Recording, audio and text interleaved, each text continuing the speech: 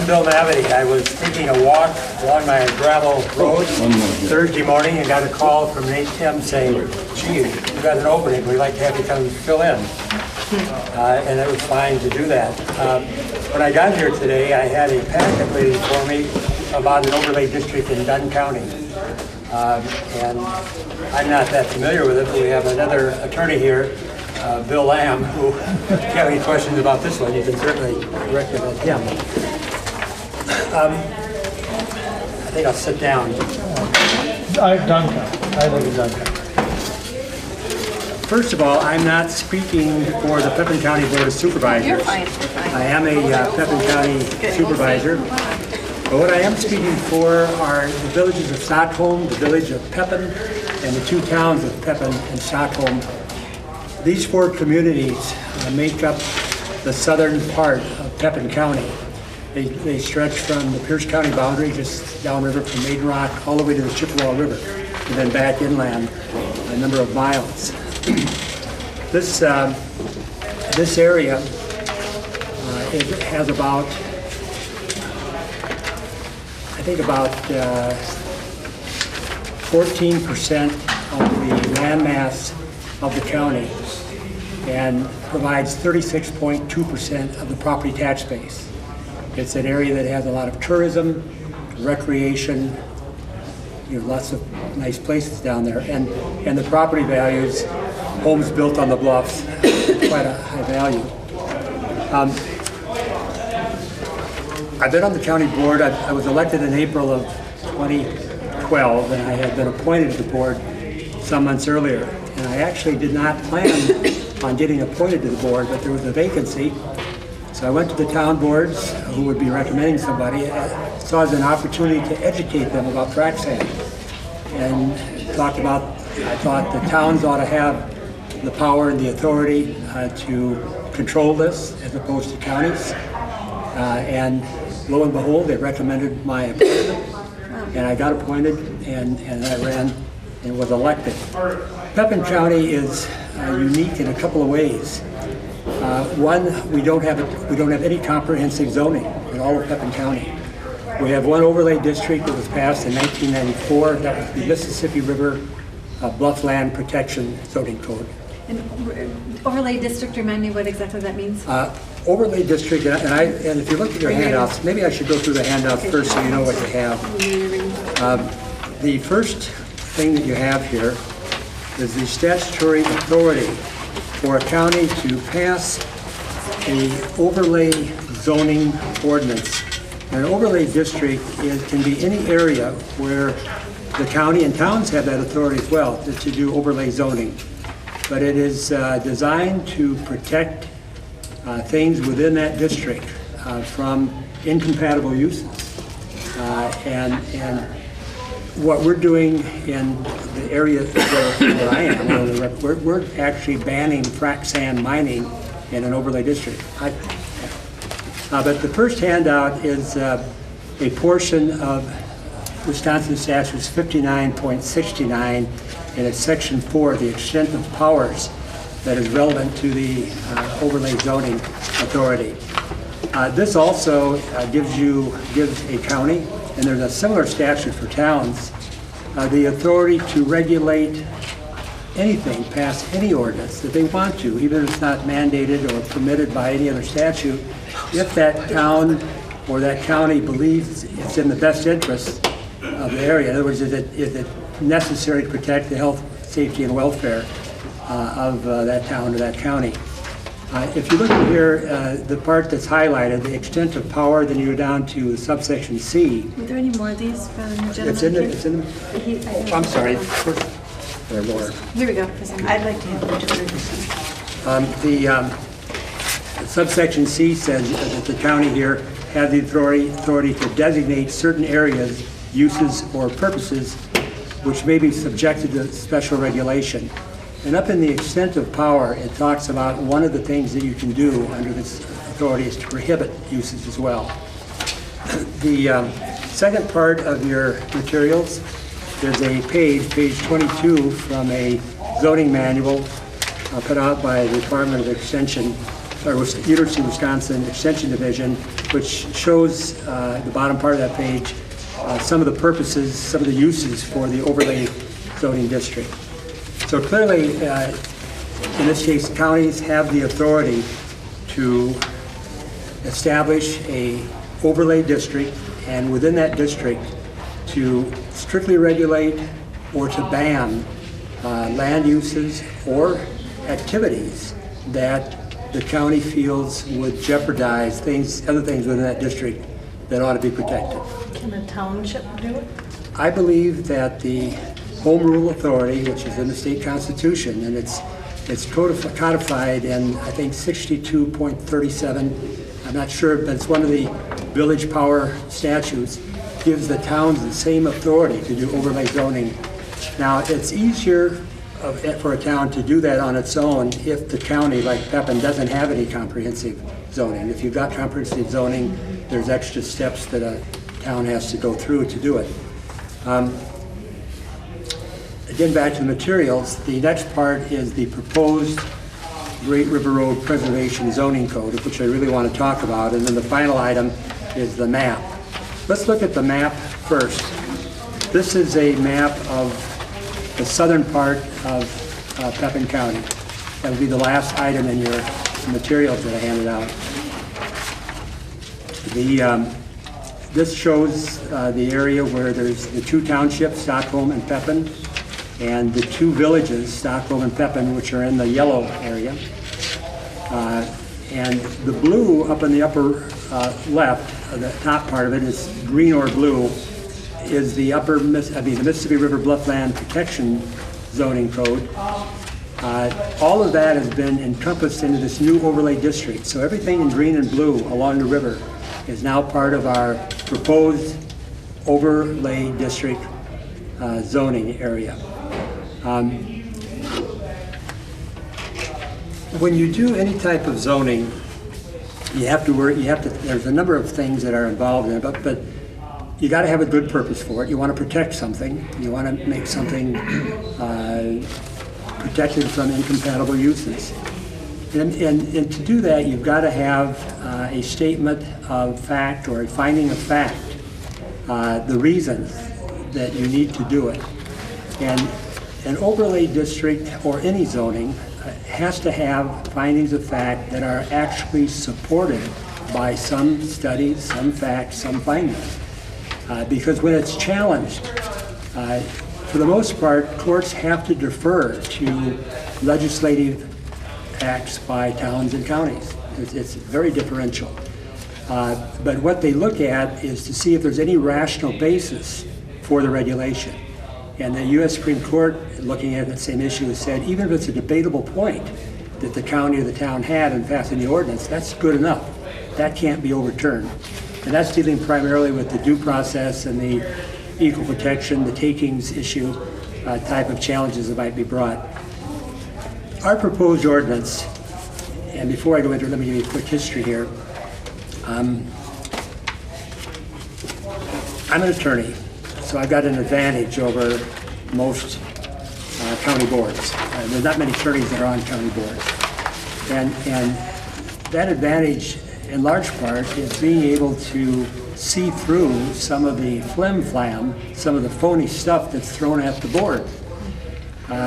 I proposed a moratorium ordinance back in October of 2011.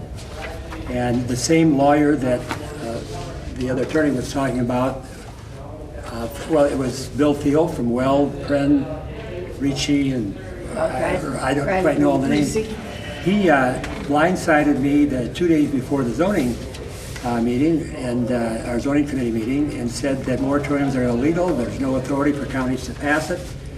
And we had a big debate about it. He even wrote a legal opinion about it. This is before he lost the Cooks Valley case. And of course, 59.69 subsection 4 makes it clear you can do this. But if I had not been on that board, or some attorney had not been there, it's not just me, but someone that had knowledge of this, they wouldn't have had a moratorium, and we wouldn't be here trying to protect the tourism along Lake Pepin. It would be gone. What's your opinion on extending a moratorium? You think that's possible? We extended ours. We passed a 1-year moratorium, and last December, we extended ours for 6 months. And you think that would be defendable? It is defensible. Okay. And before this statute was passed about a year and a half ago, a 2-year moratorium was deemed reasonable by the Wisconsin Supreme Court. So if you had 1 year, you could add another 1 year? Well, under the new statute, that's going to be tougher to do. They've kind of limited it to just 6 months extension. I think that's the way it's being interpreted. 1 6-month extension? 1 6-month extension. But I'm not so sure that that's not, I think you might even push it to 2 years, and if it were challenged, they can point back to a Wisconsin Supreme Court case.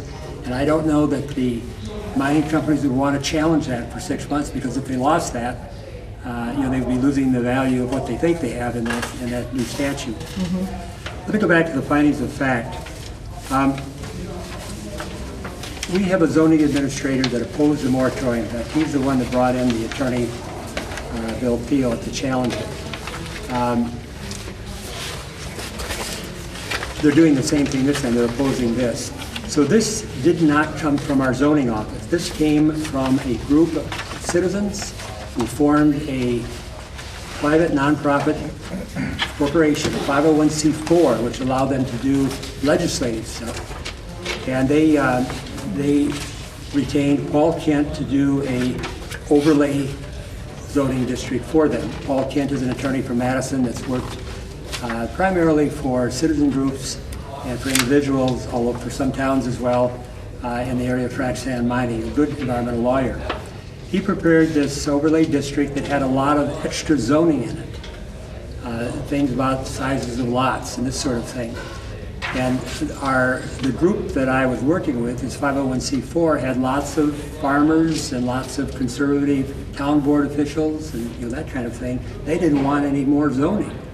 There's always been this tension between towns and counties about zoning. So we decided to put together a little legislative group of town board officials and property owners and myself, and looked at a way that we could make this a true zoning ordinance, but eliminate all of the proposed zoning. In other words, just have new restrictions.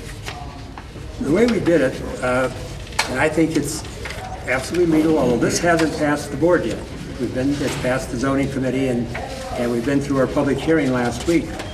But what we did, if you look on page 4, we identified permitted uses and conditional uses that would be allowed in this particular overlay district. And what we said they would be are all of those that presently exist. We incorporate all of the zoning that's or licensing that's in the towns and the villages now as part of this ordinance. Obviously, to do that, we had to make sure that the towns and villages involved would urge that the county adopted this. And they've all passed resolutions saying, please, Pepin County, adopt this ordinance. So we satisfy those elements of zoning to have permitted uses and conditional uses. They are what are already there. Our special prohibitions, we have 3. We say, number 1, that there will be no uses established in that Great River Road Preservation area that are inconsistent with current town and village zoning. So that's the first thing. The second thing this does is say that no industrial or commercial businesses will be established if they involve more than 50 truck trips per day. And we define what truck trips are. And truck trips are any truck with a gross vehicle weight rating of more than 50,000 pounds, which includes all of your quad axle trucks that are the primary truck used, and also all trucks that would have a gross weight, total weight of more than 50,000 pounds. So that means that you really are limiting it to 25 loaded trucks and 25 empty trucks. No business can be established in this district that involve more than that amount of truck traffic, that many truck trips. And this is significant for us because there isn't a single business, farming or otherwise, commercial or industrial, that involves more trucks than that in all of Pepin County. It takes a large business to be involved in that. The third, and clearly that one is is going to withstand any challenge under due process or equal protection because it talks about all commercial and industrial, et cetera, including frac sand. The third provision bans frac sand operations of any kind, mining, processing, rail loading, barge loading from anywhere in that district. And of course, how can we single out a single business without violating, again, the Equal Protection Clause? Well, if you think about it, there isn't frac sand operations, even frac sand mining, really, in my judgment, as an attorney, do not fall within the category of non-metallic mining. There's a lot of reasons why they don't, but one of the reasons is that they're so complex. They involve so many operations. First of all, the product doesn't get sold in the state where it is extracted. It is dug, it's extracted, it's processed, and then it's shipped out. No other non-metallic mining activity in Pepin County, and I think in the state of Wisconsin, has that sort of a process. So that makes it very, very different. And secondly, it is so intensive, it has such a high impact on roads. We don't have any highway maintenance agreement with any other quarries or gravel pits or what have you in all of Pepin County. But we have one frac sand mining. And we negotiated a highway maintenance agreement with them. It took a long time to do it, where we said no bonding, but you've got to put cash up front for all the money it takes for us to improve the haul route, 8.2 miles, and that's $640,000 in the bank before we start hauling. And then for the next 20 years, which you say is the life of your product, of your activity, you have to maintain $1 million cash balance in one of our accounts so we can repair that road anytime we want. And if it goes below the million, you've got to bring it back up within 30 days or we shut you down. We can do that as singling out that industry and that highway maintenance agreement, just like we can do that in this ordinance, because the impact of that particular business activity is so far greater than any other. There isn't any similarly situated activity at all. And you will find, if you research that that is one of the ways you can single out a particular business enterprise or an activity for special restricted treatment. So that's what we've done. You're restricting it simply because it's requiring such an impact to it's impacting it in a way that no other industry has before, and that is your definition for your reason to. Sure. No. There's a number of reasons why we're restricting or why we're singling it out, and we say that in the findings that it will cause irreparable harm to what we have down there. We decided that the best thing we could do politically, and it was really important for our area as well, was to focus on jobs. New jobs versus lost jobs. The tourism economy would disappear if we had 600 to 1,000 trucks on the highway. And so the last thing in the materials is actually the executive summary of a study that the same group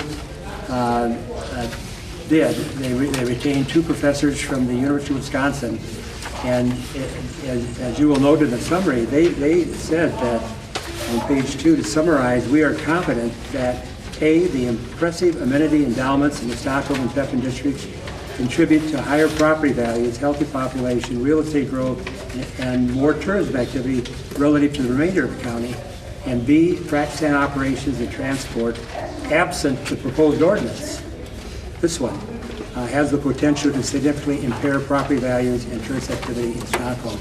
So no other non-metallic mining activity in Pepin County can really affect property values significantly. There's some study done by Dr. Height for Michigan, and then it was used again in Virginia, that talked about loss of property value that were near a quarry.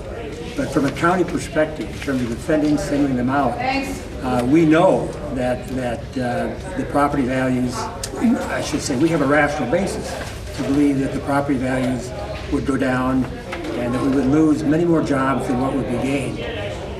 We know that for another reason. Now remember, we are an unzoned county. 5 minutes? Yep. Thanks. We're an unzoned county, and last summer, none of our moratoriums covered rail loading. You know, somehow it does now because we amended it. And we learned from Wabasha County's experience when they went against the Wabasha County moratorium, as Superior Sands did when they went into the city, that if you don't have that covered in your ordinance, you're likely to have a challenge to it. Wexford Capital's affiliate, Muskie LLC, Muskie Holdings, and they're up in Eau Claire and a number of other places, they went to our zoning office and he pretty much green lighted them for a specific design for a rail loading, processing, rail loading, and barge loading facility. 200 rail car spur, 5 silos, 52 foot in diameter, and huge amount of 5, and a barge loading facility. We knew from looking at the EOG plant up in Chippewa Falls, I think they now have more than 200, their spurs can take more than 200 cars, but they were doing between 600 and 1,000 a day, and I don't know what their total capacity is, about 1,200 trucks per day. I've heard 11. Okay, They may be bringing in more now because they're bringing it from outside their own lines. So we had another indicator of the impact on this that would support our findings of fact. So I think in summary, and I've run through this awfully fast, the law, I think, is clear that towns and counties can prohibit frac sand mining in areas if they deem it necessary to protect assets in that town or county. The statute is clear about that. If you're going to do an ordinance that does that, you've got to have the backup studies. Some of your support can be anecdotal. In the economic study, one of the realtors that handles most of the high-end properties along there testified that based on loss of sales where they had offers and they went away, that the image of frac sand in this area is well known among banking groups, investment groups, and a couple of prospective buyers of properties between $500,000 and $1 million backed out of their offer because they had talked to their investment bankers saying, you don't want to go down there because they're going to be overrun with frac sand. So, but you have to have that kind of support in your ordinance. Otherwise, you're speculating. Pure opinion doesn't work. You've got to have a rational basis Who for it. hired the study, the people that did the study? How long did it take and how much did it cost? It was a 501c4 group. They were a combination of property owners, business owners, public officials who weren't on the board, but there's no, we checked the conflict But of the interest. county accepted that then? No, they haven't accepted it yet. They may accept it. But they raised the money. The economic study cost $12,000. It was started in December and it was finished on May 14th. And it went through, they would send it back to us and the group would do reviews, but it was an objective study. I mean, 2 professors with long curriculum vitas and credentials. So what's the link between you doing the study with the 501c4 and it supporting the county ordinance? I think the minute, the county hasn't adopted it yet, and the rational basis has to be the counties. So we had a public hearing last week, and the people that were involved in the 501c4 group all brought all the materials, the economic studies and the health studies, and they submitted those as part of the public record. Okay. And we have At the public hearing. Yeah, we have an extensive public record that if the county adopts this policy, they can point to a rational basis that is going to be, I think, can't be challenged successfully. The other thing that we've got here, we've got a severability clause in this ordinance, and almost all ordinances do. And that's a legal term that means that if the court finds one provision of your ordinance illegal or unconstitutional, that can be cut out, but the rest stays. So if our ban on total frac sand gets cut out because it's successfully challenged, we still have the provision in here that says no businesses involving more than 25 loaded and 25 empty. Politically, I think that I'm going to get this passed. I'm the vice chair of the zoning committee. I'm pretty sure I've got all the zoning committee except one in support of this. They had the courage to back what I told them about the moratorium, that it was legal, we had the power. And perhaps Pepin County is a little bit different than most counties because we don't have a county executive. We've got a lot of authority in our oversight committees, our standing committees. But I tell you, I think if citizens inform themselves and find attorneys that are experienced in litigation and willing to take on causes, you can fight back frac sand wherever you think it's necessary to protect things that are precious and valuable in your towns and counties. I mean, it can be done. Why hasn't it been done? I'm not sure. But if we do it, we'll be the first county, not the first town, but the first county to carve out an area and say, absolutely, you know. We did another thing too, in getting ready for this area, this issue. The town boards of Stockholm and Pepin passed licensing ordinances, and these mining licensing ordinances. These ordinances allow frac sand mining, 2 sites per town, but the sites can be no larger than 20 acres. That is going to be a disincentive for a big energy company to come in and try to mine it. Hopefully, maybe a few farmers will run it, 10, 15 trucks a day. It'll be fit in right with all our manure haulers and our silage haulers. It won't disrupt what we've got down there, and they're probably going to make 10, 12 million a year doing that. And small scale frac sand mining, I wish that we had no frac sand mining. I don't like it. We live in an area that's clean, quiet, and beautiful. Frac sand mining is noisy, dirty, and ugly. I mean, that to me, that's the part of it. But they have this as almost as a backup that we're going to have. We're going to be able, hopefully, to ban along the river road. But if we can't, we're going to try to make sure that nothing big could come in there. So those licensing things have already been put into place, Yes. even though it's been banned, or it's hoped that it will be banned. The mining license ordinances have already been adopted. They are in effect. But if this goes through, Everything works together. It's later. This only covers the overlay district. Got it. They Oh, cover for the the whole rest- townships. got it. Yeah. You know, and they also ban rail loading and barge loading in their townships as well, because their townships go all the way to the river.